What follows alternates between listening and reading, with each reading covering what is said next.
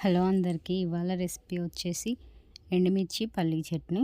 పల్లీ అంటారు, ఇంకా వే వేరుశనగ అంటారు, ఏదైనా అవి రెండు కొంచెం ఫ్రై చేసుకోండి. మరి ఎక్కువసేపు ఉంచినా మాడిపోతాయి, అప్పుడు టేస్ట్ అస్సలు బాగోదు. లైట్గా ఫ్రై చేసుకుని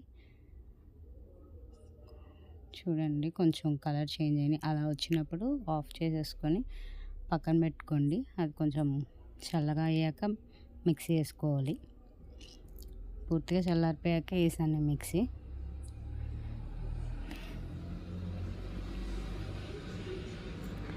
ఇప్పుడు అవన్నీ మిక్సీలోకి యాడ్ చేసుకొని కొంచెం పుట్నాల పప్పు, వేయించిన శనగపప్పు అంటారు, పుట్నాల పప్పు ఏదో ఒకటి, అది కొంచెం కొంచెం కొబ్బరి, పచ్చి కొబ్బరి,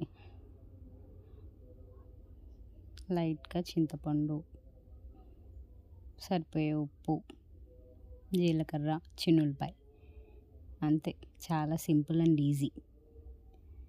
అన్నీ వేసుకొని గ్రైండ్ చేసుకోండి, అయిపోయినట్టే. లాస్ట్లో తాలింపు వేసుకొని ఇడ్లీ, దోశ మీ ఇష్టం, చాలా బాగుంటుంది. ట్రై చేయండి. అండ్ రెసిపీ నచ్చితే సబ్స్క్రైబ్ చేసుకోండి, లైక్ చేయండి, షేర్ చేయండి. Thank you.